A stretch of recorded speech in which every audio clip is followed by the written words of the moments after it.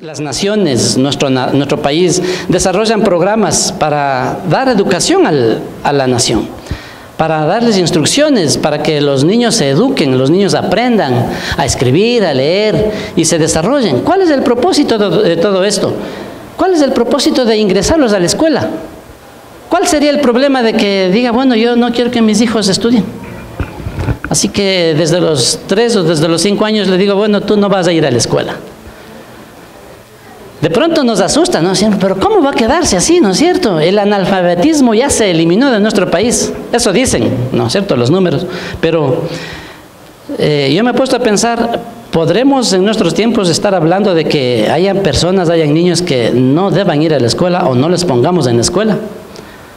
De pronto eso trae mucho sufrimiento, mucha preocupación a las familias, ¿verdad? El asunto de preparar, los gastos que involucra, cambia su vida porque ya tiene que, al menos después del verano, después de las vacaciones, ¿verdad? Que como hemos estado en vacaciones, los días tan lindos, soleados, nos malanochamos, nos amanecemos o estamos cansados y nos podemos quedar hasta unas horitas más en las mañanas, ¿verdad? No nos levantamos de madrugadito. Pero cuando entran a clases, por eso digo, la vida cambia. Y el propósito de la educación en las escuelas es preparar a esos niños, ¿verdad? Desde muy temprana edad, desde que ellos ya pueden leer, escribir, o para enseñarles a leer y a escribir, son preparados para que lleguen, ¿no es cierto?, y crezcan y lleguen a ser esos hombres, esas mujeres que nuestra nación necesita. Esos hombres que generen trabajo, generen empresas que vayan a reforzar también las instituciones del Estado, las empresas, los negocios, y haya producción y la sociedad siga extendiéndose. No podríamos pensar, ¿verdad?, de que los niños no deban seguir o no deben estudiar porque eso les traería un retraso, ¿verdad? No estarían preparados para salir adelante, para surgir, para ser de ayuda, para ser de bendición. Salvo en el campo, obviamente, ¿no? Se ha dado también esos casos de que la gente se dedica a las labores del campo, a la agricultura o ganadería, y de pronto no requieren, entre comillas, tantos conocimientos. Pero aún todo eso, hoy se sabe que es producto de mucho estudio, de saber desarrollar la agricultura, la ganadería. Empíricamente no se logra mucho, para eso son los estudios, ¿verdad? Para prepararnos para la vida, para que nosotros seamos profesionales, podamos dar una mejor vida a nuestra familia cuando logramos establecer una familia, o si no, pues desde la familia nuclear, donde nacimos, donde crecimos, pues ahí también vamos a ser de bendición. Igualmente, de la misma manera, asimismo como las naciones preparan, asimismo la iglesia, Dios ha delegado a la iglesia esa labor de preparar, de instruir, de dar educación, de dar enseñanza bíblica de la palabra de Dios para todos los creyentes, para todos los nacidos de nuevo, desde que son niños en el Señor hasta que sean adultos en el Señor. Necesitamos aprender, necesitamos equiparnos, necesitamos ser discipulados. Amén. Así que el propósito de esta charla en esta mañana es hacerle sentir esa necesidad o motivarle para que usted no se quede, no piense de que, no, ¿para qué voy a estudiar? Por eso le puse el ejemplo de los niños o de los padres que puedan decir en nuestros tiempos, ¿para qué va a estudiar nuestro hijo? No le pongamos, dejémosle nomás que duerma todos los días hasta las 10. Se levante, hasta que se arregle ya a la hora del almuerzo, que almuerce y que descanse, ¿no? ¿Para qué va a gastarse, pobre niño, pobres guaguas? ¿No es cierto? Pero eso no ha sucedido, no ha ocurrido en nuestro caso, en nuestra generación no se ha visto, ¿no es cierto?, que eso suceda. O tal vez en algunos casos por falta de recursos o por situaciones adversas, a lo mejor calamidad doméstica o situaciones muy difíciles que las familias pueden pasar. Solo en esos casos podríamos ver o aceptar de que una persona o un niño no entre a la escuela a prepararse, a aprender. Y más bien se ha visto, ¿verdad?, lo contrario, niños muchas veces de escasos recursos, de condiciones de vida muy tristes, muy desfavorables, han llegado a ser grandes hombres en la historia, en el mundo, en nuestra sociedad.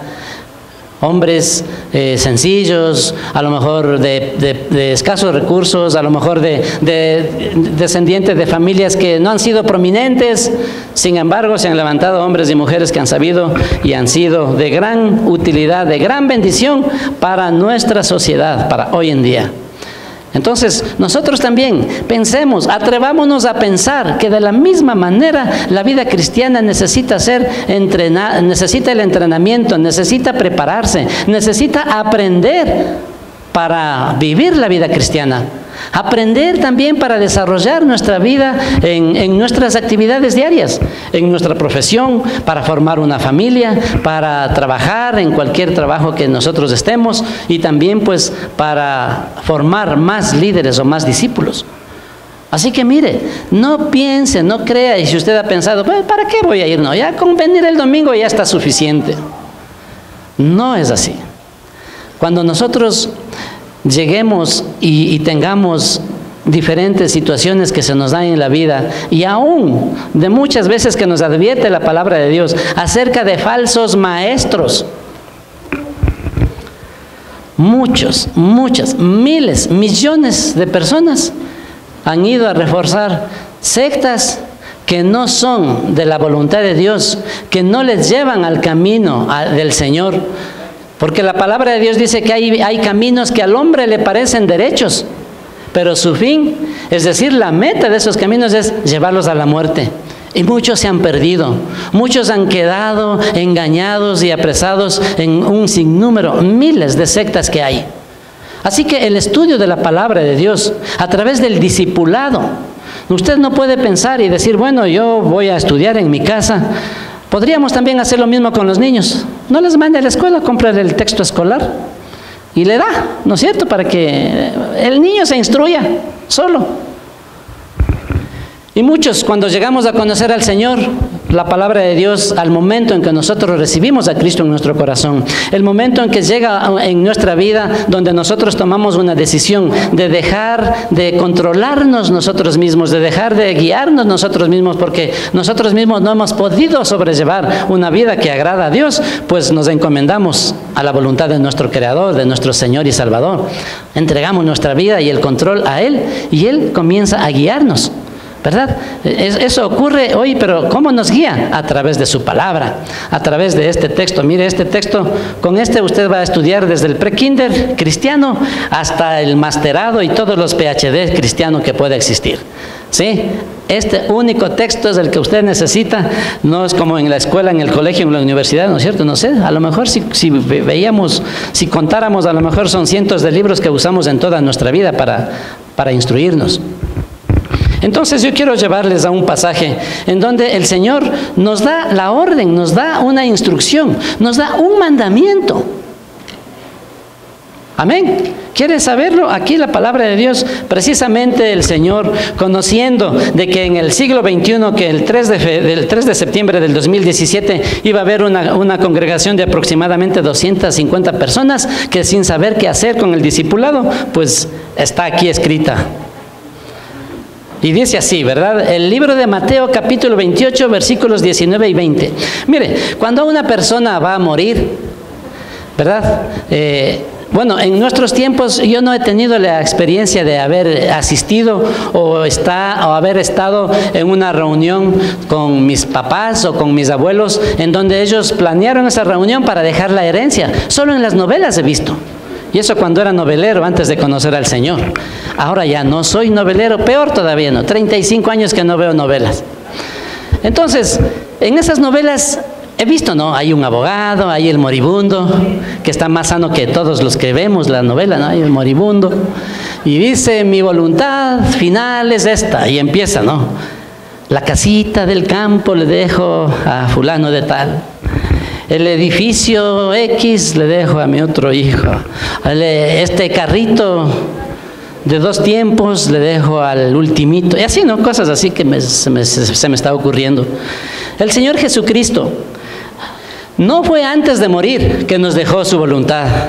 nos dejó escrito ese testamento, ¿no es cierto? Una voluntad última del difunto. Aquí el Señor le dejó su voluntad última escrita y plasmada en la palabra, en la escritura, cuando Él iba a ascender al cielo después de que murió y resucitó.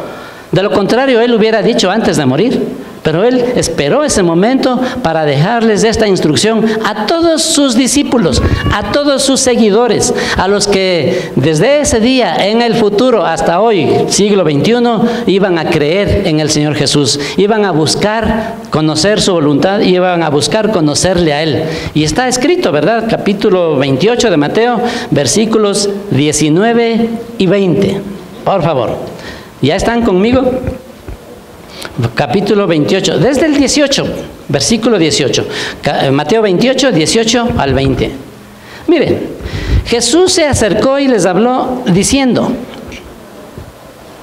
quisiera repetirlo más bien desde el 16, ¿sí? Quiero que tengan ustedes la idea completa de lo que estaba ocurriendo y cómo es que se dio esto. Dice, pero los 11 discípulos se fueron a Galilea, al monte donde Jesús les había ordenado. Y cuando le vieron, le adoraron, pero algunos dudaban. Y Jesús se acercó y les habló diciendo, mire, esto era después de que Jesús había resucitado. Ellos habían tenido la experiencia, Señor, esa experiencia suprema, terrible, ¿no es cierto?, máxima, que habían visto morir a su Señor y su Salvador. Le han visto morir de una forma espantosa y lo vieron como le enterraron también, ¿verdad? Así que cuando Jesús se apareció a algunos de sus discípulos, primero se les apareció a las mujeres, luego a algunos discípulos, pues habían otros que estaban dudosos todavía y no creían, ¿no es cierto? Y unos decían, ¿será? ¿No será? ¿O será un clon? Todavía no descubrían la clonación en ese tiempo, ¿no es cierto? Pero ¿de dónde salió este, no? Pero bueno, el Señor les había dicho, vayan a Galilea, esperen ahí, en tal lugar, que yo quiero darles mi última voluntad. Quiero decirles algo. Entonces dicen, no, se fueron los 11 discípulos. Recuerdan que Judas ya no estaba, estaban los 11, se fueron hasta Galilea, al monte donde Jesús les había ordenado, y cuando le vieron, le adoraron, pero algunos dudaban. Eso es como ahora nosotros dudamos, ¿será que tengo que estudiar? ¿Será que tengo que aprender? ¿Será que tengo que meterme a conocer más de las cosas de Dios? Cuando llegamos al Señor, conocimientos de Dios, a lo mejor tengamos, de acuerdo a la escuela, de acuerdo al hogar en que hayamos crecido, pero no es suficiente para poder desarrollar una vida, primero de saber que necesitamos, nuestra alma necesita primero un encuentro con Dios. Una persona no puede decidir caminar los caminos del Señor sin tener un encuentro con Él. Porque la caminata esa, o esa peregrinación espiritual de la que les hablo, se lo transita o se lo hace tomado de la mano del Señor. No podemos hacerlo solos. Usted o yo no podemos hacerlo solos, porque nos vamos a extraviar. En el camino hay muchas cosas, muchas brechas, muchos desvíos, muchos ataques alrededor, muchas falsas doctrinas, muchas enseñanzas, muchas religiones, miles de religiones que le dicen a usted, mira, todas llevan a Dios. ¿Ha oído ese, no es versículo, ese dicho, no? Todos los caminos llevan a Roma, dicen, ¿no? Pero a Roma, pero no al cielo. ¿No es cierto? Entonces, es importante el poder entender, ¿no es cierto?, que Dios dejó a través de su palabra, de la enseñanza de su Hijo Jesucristo, este mandamiento. Y Jesús, después de que murió, resucitó, está delante de ellos, algunos dudaban, y Jesús se acercó a ellos y les habló diciendo, hasta ese momento el Señor había manifestado quién es Él. Hasta ese momento el Señor había hecho milagros, prodigios, señales sobrenaturales. Hasta ese momento mucha gente había negado que Él era el Mesías.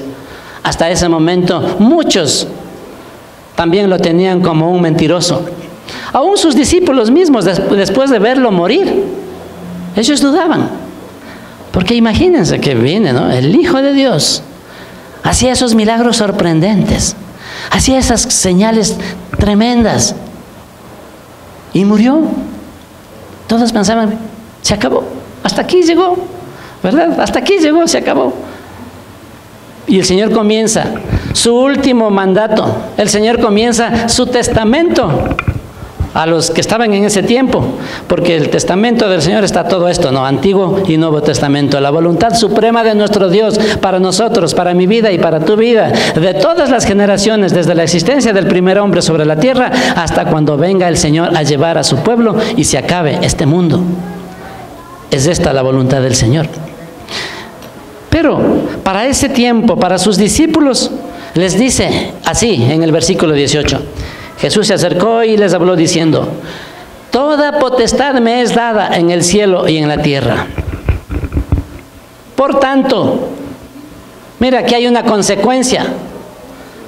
Dice, ¿no? Toda potestad me ha sido dada en el cielo y en la tierra. Sí, el Señor le dio toda la autoridad, todo el poder. ¿En dónde? En el cielo y en la tierra. ¿A quién? A Jesús. Palabra de Él, Él mismo lo está diciendo. Toda potestad me ha sido dada. Toda esa potestad le fue dada al Señor porque el Señor cumplió con el propósito del Padre, con el propósito de Dios mismo, ¿verdad? De venir a la tierra a dar su vida por los pecadores, por nosotros, por usted y por mí. Y como obedeció hasta el final, hasta la muerte, porque Él no se echó atrás. Él no se devolvió, Él no se arrepintió en medio camino de decir, no, de gana voy a morir. Está bonito esto de viajar de Galilea a Judea, pasar por Samaria, comprar bizcochos, ayuyas y pasar lindo, ¿no? Está lindo, ¿para qué? No vale morir. El Señor obedeció hasta el final. Dio muestras, ¿verdad?, de cómo debe ser un discípulo, obediente, sujeto a la voluntad del Padre. Y le dice, toda potestad me es dada. Sí, desde ese momento el Señor Jesucristo fue proclamado sobre el universo, sobre los cielos y sobre la tierra, el Señor del universo. ¿Y sabe por qué dice que Él era el Señor? Porque el emperador romano se hacía adorar diciendo que solo el emperador, el César, era el Señor. El Señor, el término Señor, era utilizado, no era común, ¿no es cierto?, como ahora. Todos somos el señor Hidalgo, el señor Valls, el señor fulano de tal. Todos somos señores. Pero en el griego, en la escritura, el término Señor viene del término que significa amo, dueño, el jefe, el patrón. Eso significa Señor. Por eso que los primeros cristianos que eran obligados a rendirse, a postrarse y declarar con sus labios de que el César, que el emperador era el Señor, ellos no lo hacían, ellos se negaban y eran asesinados por hacerlo. Porque se estaban, entre comillas, según ellos, rebelándose ante el emperador, ante la autoridad. Así que Jesús comienza esto para mostrarnos que el Señor del universo, Él es el único y no hay otro, sino solamente Él, porque Él traspasó los cielos, la tierra y traspasó y venció a la muerte misma y está parado delante de ellos diciéndoles, toda potestad me ha sido dada en los cielos y en la tierra. Y ese Señor del universo, ese Señor que se ganó ese título, nos dice, toda potestad me es dada en los cielos y en la tierra. Por tanto, es decir, en consecuencia o en razón de la cual de que toda potestad me ha sido dada, yo ahora les doy el primer decreto. Sí, estamos claros, ¿no? Hace unos meses nomás veíamos en la televisión, ¿no es cierto?, de la posesión del gobierno, del gobernante de turno, o en cualquiera que hayamos visto, ¿no? Comienzan el primer decreto a firmar, ¿no es cierto? Y el primer decreto después de que toda potestad le fue dada al Señor Jesucristo en los cielos y en la tierra, dice, por tanto, y ahí viene el primer decreto, es un mandamiento, una orden de parte de Dios. Y dice, ¿cuántos están conmigo en el versículo 19?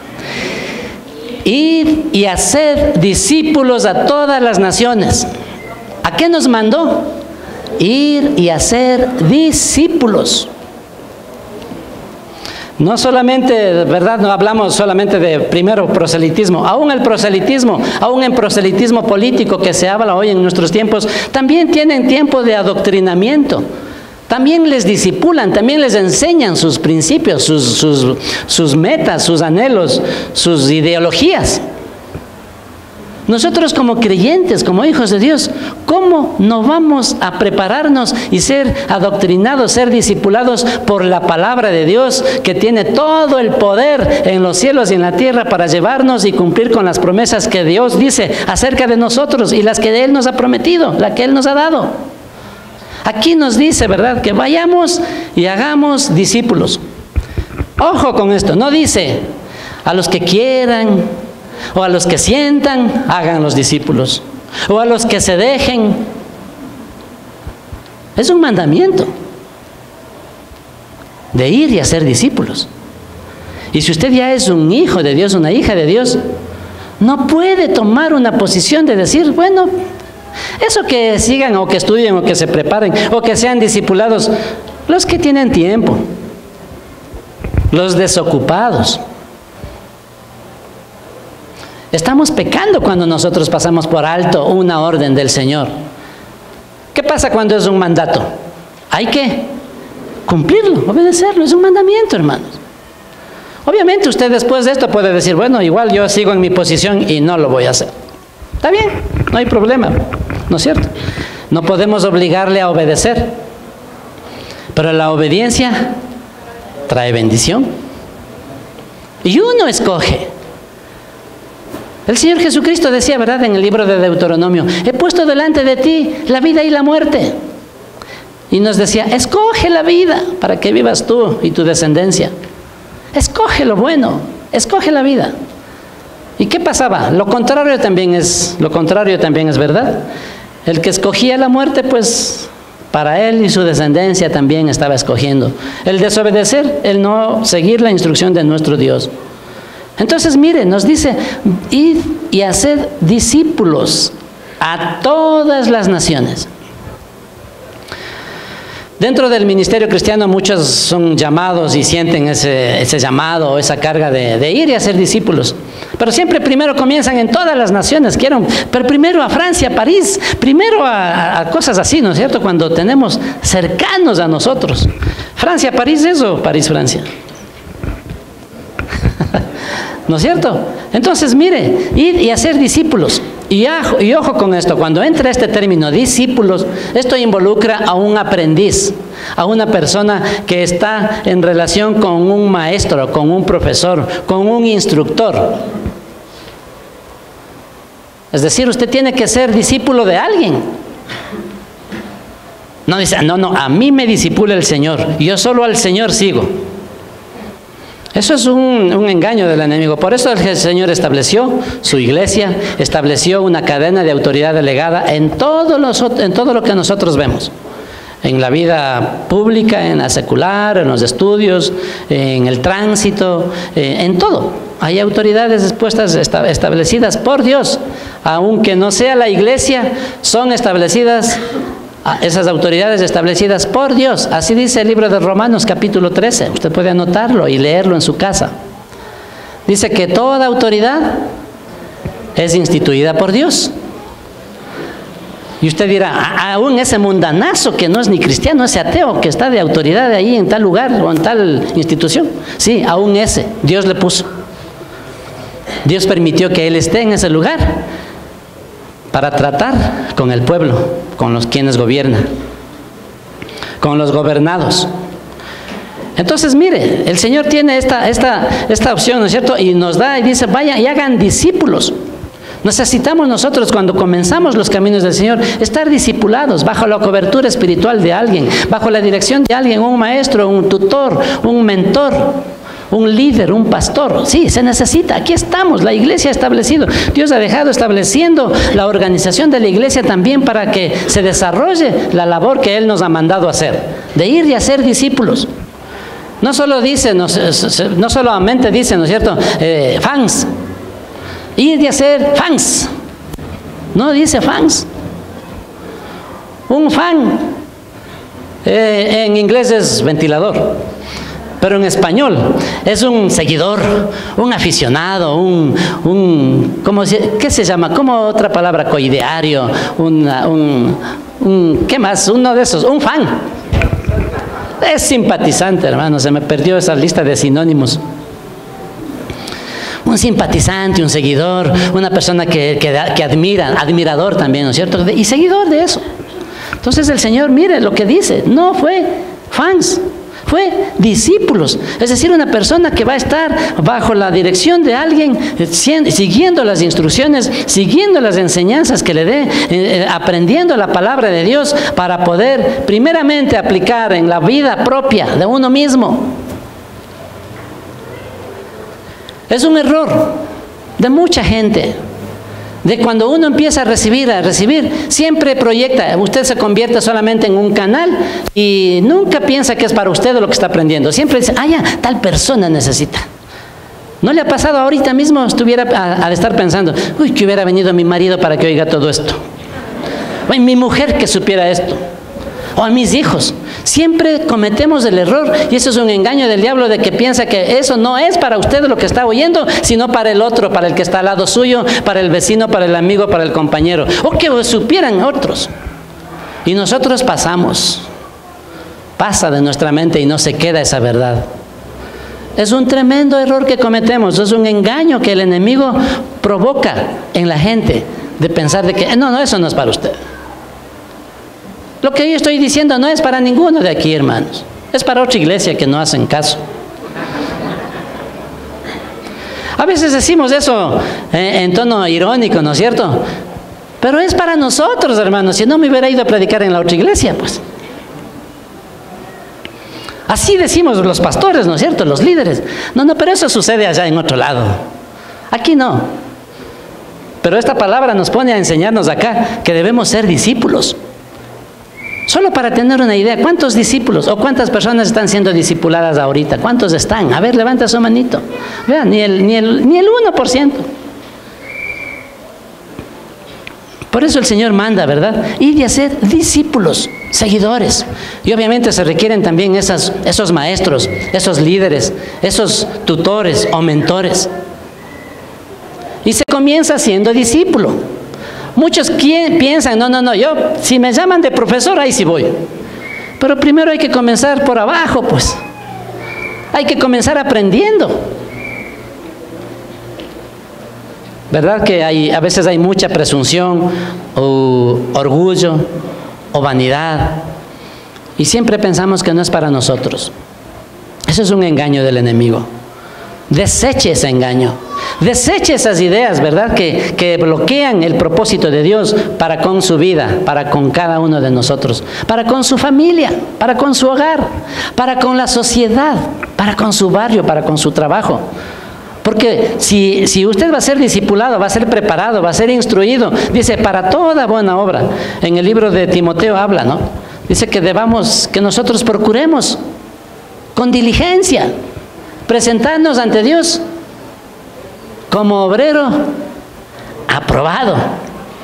Es decir, que aprobó, pues, ¿no es cierto? Que pasó las pruebas, que aunque fue probado, no se quedó, sino que superó esa prueba. Eso es aprobado. Y aquí se ve, ¿no es cierto? Cuando nosotros terminamos los ciclos de discipulado, ponemos las notas en la cartelera y ahí está, ¿no? Aprobado, aprobado, aprobado, reprobado. Aprobado, reprobado. Dios quiere que procuremos, dice, con diligencia, que seamos diligentes, prestos, sin perder el tiempo, sin darnos las vueltas, sin buscar pretextos, diligentemente, como obreros, nos presentemos ante Dios como obreros aprobados. Y la obra, la iglesia del Señor, el reino de Dios, necesita esos obreros. Amén. Se perdieron, ¿no? Necesita esos obreros. Y aquí hay todo este material, ¿no es cierto? Todo lo que Dios ha hecho en nuestras vidas. Será mucho de parte del Señor pensar o creer que yo le voy a servir de obrero. ¿Qué se cree? Yo no tengo tiempo. Yo soy máster, PhD, MDF. ¿Cómo voy a estar perdiendo el tiempo sirviendo en la iglesia? Mire, eso es un error. El ser humano se siente realizado, ¿sabe cuándo? Cuando se es útil para los demás. Cuando usted es de bendición para otros. Para eso es el Señor que nos trajo. Para eso nos pone a discipularlos. Aleluya.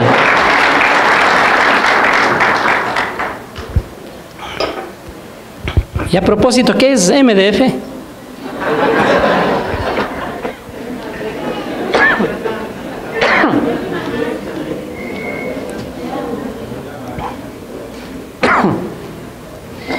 MDF, PhD, MPD, MPD también hay. ¿Qué dicen? Mamita pega duro. Toda potestad le ha sido dada al Señor en los cielos y en la tierra.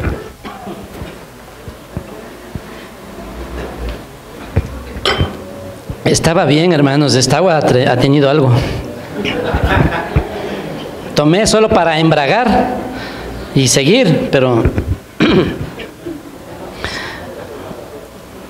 ir y hacer discípulos a todas las naciones. También nos muestra, ¿verdad? Dice a todas. Cuando hablamos de todas, haciendo un estudio, una exégesis de esta palabra todo, llegamos a la conclusión de que significa todo. Una exégesis es un estudio donde vamos desde los orígenes de lo que significa, ¿no es cierto? Las raíces del vocablo en el que fue escrito, del idioma, hasta encontrar el verdadero significado. Y después de estudiar esto, todo significa todo. Pasamos 2 horas averiguando y llegamos a la conclusión de que significaba eso, todo. A todas las naciones, todas las personas. Dios no hace acepción de personas. ¿Qué quiere decir eso? Dios no tiene preferidos. Nadie dice, no, solo los israelitas. No, es el Señor. Dice que Él se extendió a su pueblo, a lo suyo vino y los suyos no lo recibieron. Mas a todos los que le recibieron, a los que creen en su nombre, les dio potestad. También les dio la potestad que recibió el Señor, de ser hechos hijos de Dios. Y tú puedes llegar a ser ese hijo, esa hija, por la potestad de nuestro Dios Todopoderoso. Aleluya. Entonces, ir y hacer discípulos. Claro, no sé si alguno ha tenido la experiencia, ¿verdad? Si uno es discípulo y tiene su mentor. Otra de las palabras para discípulo es aprendiz. ¿Aprendiz o no aprendiz? ¿No es cierto? Y yo sí he visto eso, ¿no es cierto? De pronto en un taller de manualidades o en una mecánica, en una carpintería. Ahí está el maestro, ¿verdad? El que sabe, el artesano hábil, el artista, el que está haciendo. Y tiene su aprendiz. Al principio solo le tiene cargando palos, ¿no? Pásame esto, pásame esta llave, pásame esto. O en la mecánica. Al aprendiz no es que le lleva y directo dice, ven a desarmar este motor y vas a aprender a repararlo. No. Al aprendiz le mandan a lavar las piezas sucias, ¿no es cierto? Todo de aceite ahí, lleno de gasolina, de aceite. Yo veía esto muy seguido. Mi papá tenía un camión y cada vez que el camión entraba en la mecánica, yo veía eso. Bueno, ustedes van a decir, bueno, pero yo pasaba unas experiencias tremendas, así que yo sé bastante de mecánica. No soy mecánico, pero sé. ¿Sí? Pero, ¿cómo aprendí yo? Mirando, estando ahí. Para que tengan una idea nomás, mi papá me dejaba en el carro, ahí encerrado, todo el tiempo que estaba el carro en la mecánica. Me quedaba a dormir en el carro, ahí encerrado, ahí adentro. Toda la noche hasta que venían los mecánicos y atendían, ¿no? Y comenzaban a abrir. Y todo el día viéndoles. Para mí era mi entretenimiento, porque toda la noche, imagínense, desde las 6 que cerraban, hasta el otro día a las 8 de la mañana. Así que me llevaba todos los libros que podía, revistas, Condorito, Corazón, cualquiera de esas, ¿no? Pero todos, hermanos, leía por horas, toda la noche. Y bueno, era entretenido para mí. A veces nos dejaban para no estar solo, aburrido. Mi papá conseguía a mi primo con el que más me llevaba y nos dejaba los dos. Y éramos leyendo la revista, ya terminaba el uno, nos compartíamos luego el otro. Bueno, leíamos muchísimo. Y libros también, las novelas, escritos, ¿no? Literatura, hermanos, era tremendo, o sea, nos acostumbrábamos. Y ahí pasábamos mirando lo que hacía el aprendiz. nos relacionábamos con los aprendices. ¿Cuál fue mi sorpresa? Ya 20 años, 30 años después, ya yo adulto, también con mi carro, llego a la mecánica alguna vez y uno de los jovencitos, era un adolescente de 14, 15 años que le hacían lavar las piezas, siempre andaba negro, ¿no? O sea, todo sucio de aceite, de gasolina. Él era el que lavaba las piezas. Ya era la sorpresa, ¿no? Después de algunos años, él era el dueño del taller, él era el gran mecánico y también tenía otros aprendices. Y se empezaba a repetir el ciclo. Así es. La palabra de Dios, miren, ellos no sabían de Biblia, pero estaban aplicando lo que dice la Biblia. Porque también Pablo le dice a Timoteo, ¿verdad? Que busque de entre la gente hombres fieles, gente fiel para aprender. Porque para ser discípulo tiene que ser fiel. No es que un domingo es discípulo y el otro domingo es maestro. O si no, el domingo es discípulo, el otro día ya no es nada, ya es solamente un fan, un asistente nomás, un seguidor ocasional. Entonces se necesita fidelidad.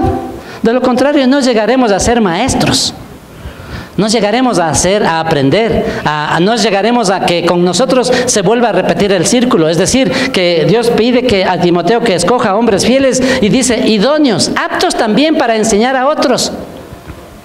Primero aprende, aplica en su vida y luego lo empieza a reproducir en otras personas. Y yo veo aquí, el Señor me muestra. Y no le voy a decir, no, usted. No, hermanos, el Señor, el potencial, el poder del Espíritu Santo en cada persona hace maravillas, hace cosas tremendas, poderosas, de transformarnos de simples seres humanos a ser maestros de la palabra, a ser líderes, a ser hombres y mujeres que inspiremos a otros a seguir en los caminos del Señor y a servirle con todo su corazón. Amén. Dale un aplauso fuerte al Señor.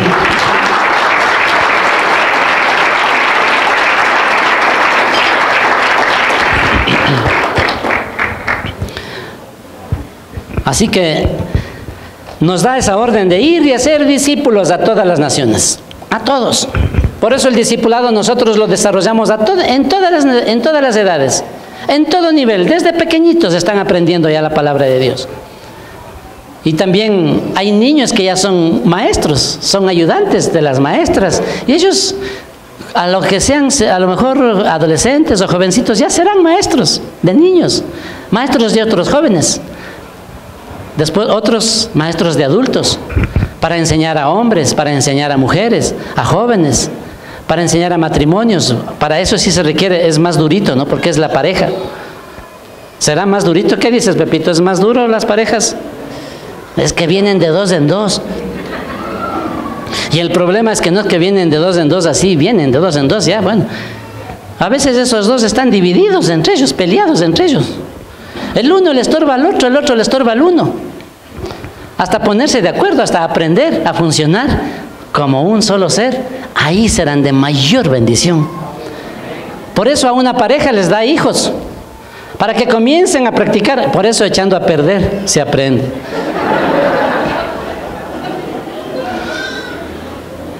Y lo tremendo, ¿no? Que los hijos sufren las consecuencias.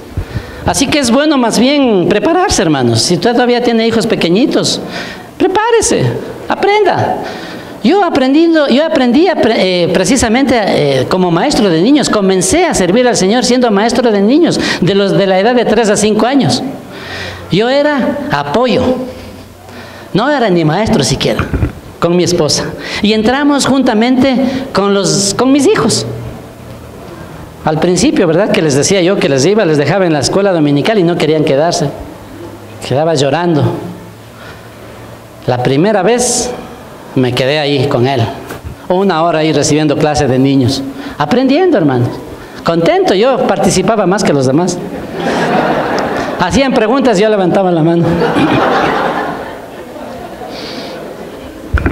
Así iban creciendo. Iba yo también subiendo con ellos a la siguiente clase. Iba pasando de año con ellos. ¡Qué bendición! Así que sí, nosotros pasamos por todo ese proceso. Y precisamente era porque tenía 4 niños. ¿Cierto? De la clase de la una seguíamos. Y a mí me dicen, 4 niños. Y me decían así, ¿no? Y dice que no tendrá televisión. Le decía, sí, pero aprovechamos los comerciales.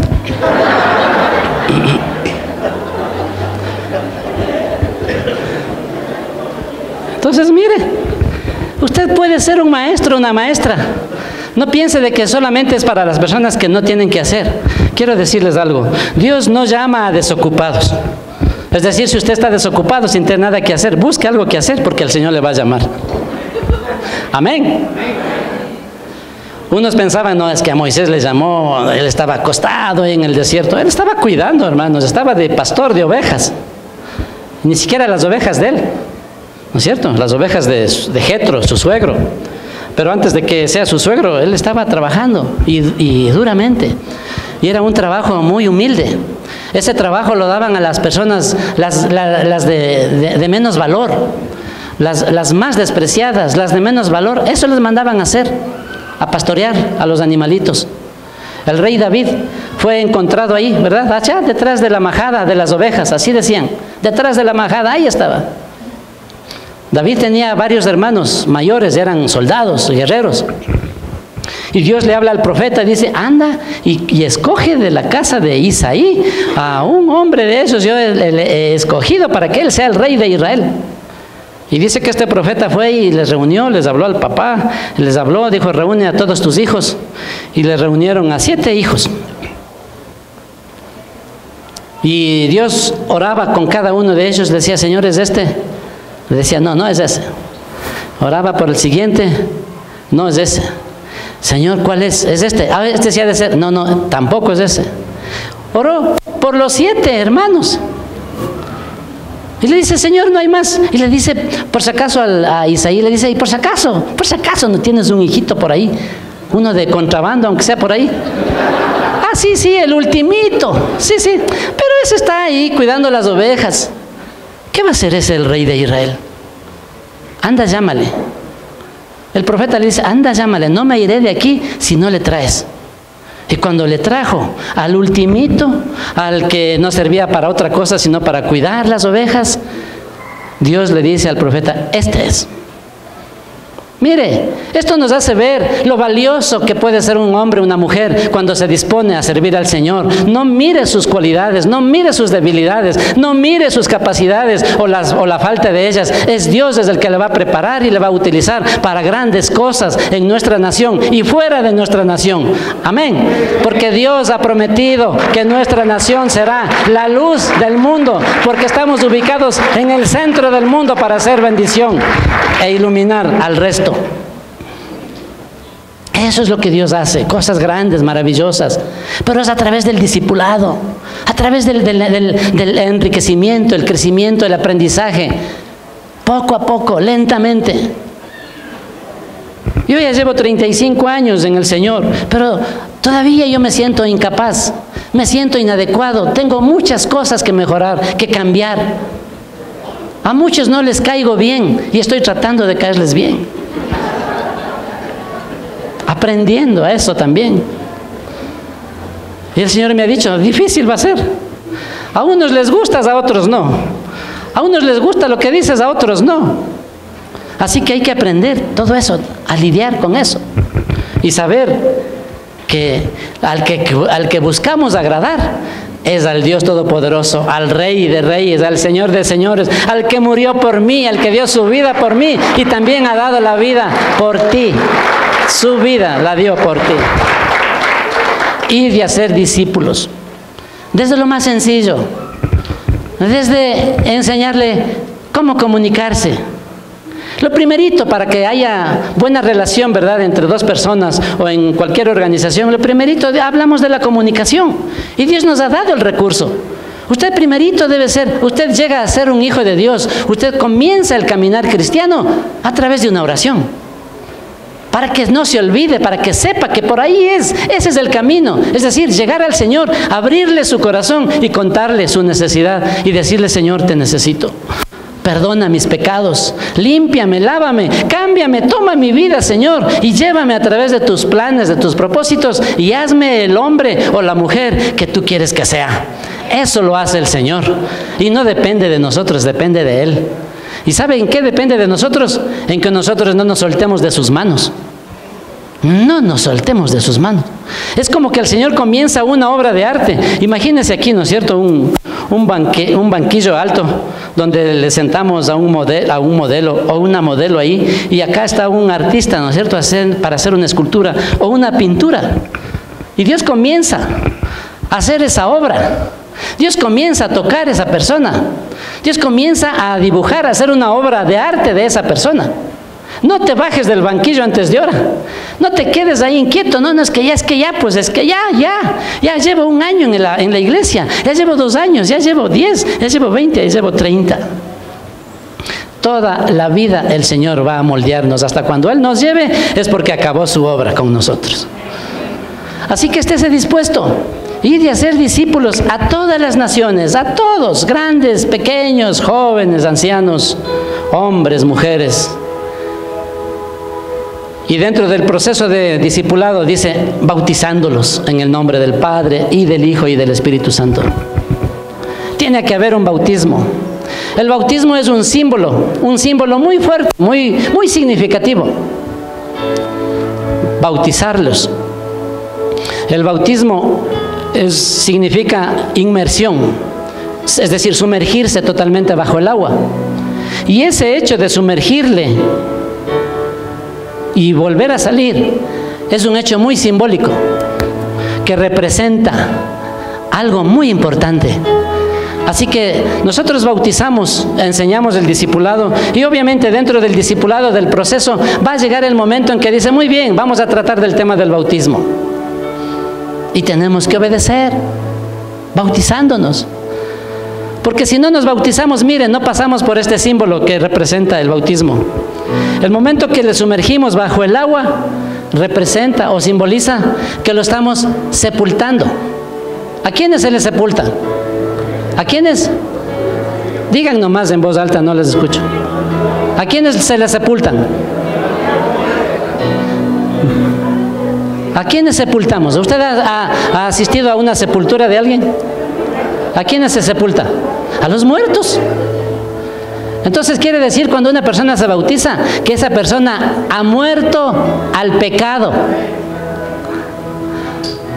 Amén. Es decir, que ya no está viviendo en pecado. Su vida ya no le caracteriza por el pecado que practicaba antes. Ahora ya no practica ese pecado. Por eso es un símbolo público de que al hundirnos bajo el agua estamos siendo sepultados. Pero no nos dejan ahí 5 minutos. Ni 1 minuto siquiera. Ha habido casos, ¿no?, de que le sepultamos y enseguida sale el hermano o la hermana, ¿no es cierto? Sí, significa que le sepultamos, está sepultando el viejo hombre, esa vieja persona que era. No bautizamos a las personas para que cambien a través del bautismo. El agua no tiene ningún poder, es el símbolo, es lo que representa, que lo sepultamos bajo el agua. El agua sirve para lavarnos, ¿verdad? Lo sepultamos porque ha muerto al pecado, ya es otra persona, ya nació de nuevo, es una nueva criatura, está viviendo en otra vida, en vida nueva. Cuando sale, le sacamos del agua, representa eso, que resucita o nace a una nueva vida. Y esa persona debe manifestar esa nueva vida desde ese momento hasta cuando el Señor los lleve. Por eso, mire, dice, ir y hacer discípulos, bautizándolos. Si usted no pasa por el bautismo, su discípulo quedó ahí truncado, ¿no es cierto? Ahí quedó su discipulado, porque no está dando el paso de obediencia, lo que continúa. Es un símbolo público delante de testigos, ¿verdad? Cuando nos bautizamos, no lo hacemos a escondidas, sino delante, para que vean que esa persona ya es otra persona, que esa persona no es el mismo que vino por primera vez. Y les animo a las personas que esta mañana nos están visitando: decida seguir a Cristo de una vez por todas.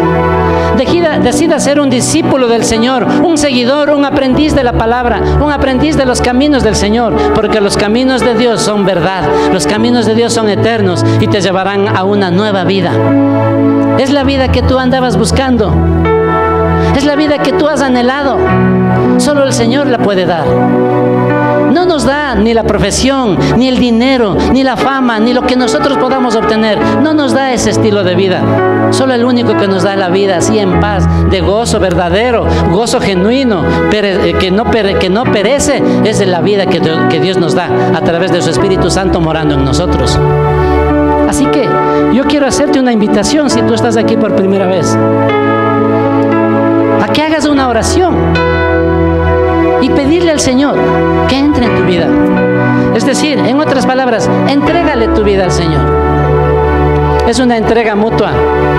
Dios se entregó por ti. Él ya lo hizo en la cruz del Calvario. Ahora falta nuestra parte, que es poner nuestras vidas en las manos del Señor y caminar de acuerdo a su voluntad que está aquí escrita.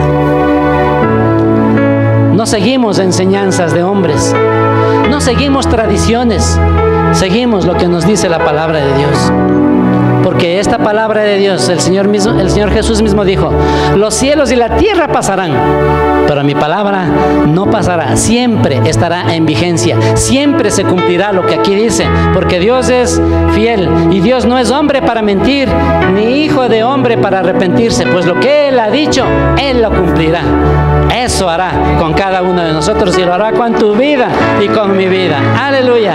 Gracias, Señor.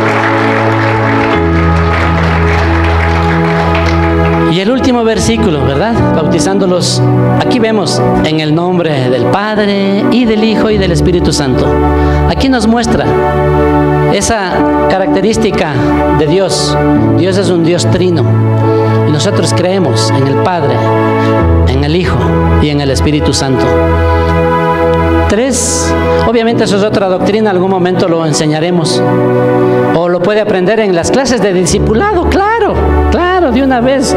Los que son nuevos, entren, inscríbanse, al final estaremos inscribiéndolos y dándoles la información para la clase de fundamentos. Es decir, los primeros pasos, esos son los fundamentos. Para los que no saben, los que nunca han estado en discipulado, inscríbase, busque, acérquese y diga: la clase de fundamentos quiero. En fundamentos nos enseñan los tips, los primeros pasos, ¿verdad? ¿Cómo dar los primeros pasos? ¿Qué es la oración? ¿Cómo estudiar la Biblia? ¿Cómo es el discipulado? Dentro de estos primeros pasos también está la clase del bautismo, el perdón, la salvación. Te habla de todas esas grandes interrogantes que has tenido en tu vida. Así que yo les animo también a las personas que estén por primera vez acá. Yo quiero orar por ustedes. ¿Habrá alguna persona acá que quiera decir: yo quiero recibir al Señor, o quiero entregarle mi vida? Yo quiero orar por usted. ¿Hay alguien? ¿Algún valiente? Recuerde que es el primer paso para ser discípulo. Ay, no todos a la vez, de unito en unito, yo me puedo confundir. ¿No hay? Los que visitaron por primera vez ya conocen al Señor, ¿sí? ¿Sí? Muchos tienen recelo, no queremos avergonzarlos. Solamente que sí es un paso de fe y un paso de valentía. Si es que lo tenemos que hacer en público, reconocer: sí, Señor, yo necesito, aquí está mi vida. Eso lo hice yo hace 35 años, 34 exactamente, perdón. 35 llevo de casados y 34 de creyentes. 34 y medio de casado, así es. Dice él finalmente: enseñándoles también que guarden todas las cosas que os he mandado. Y he aquí, yo estoy con vosotros todos los días hasta el fin del mundo. Esa es la promesa clave, la promesa cumbre que Dios da a todos los que deciden seguirlo, a todos los que se entran en el discipulado, los que deciden ser seguidores, discípulos del Señor. Dice: yo estaré con vosotros todos los días hasta el fin del mundo. No es con todos. Lamentablemente no es para todos esta palabra. Es para todos los que cumplen con su requisito, con su mandamiento, para los que obedecen. Y para eso necesitamos orar, ¿verdad? Pedirle fortaleza al Señor que nos ayude en sus caminos. Por favor, pongámonos de pie. Iglesia Cristiana Dos Hemisferios. Contáctanos al 343-1658 o al 099-8308-192. Encuéntranos en Facebook como Iglesia Cristiana Dos Hemisferios.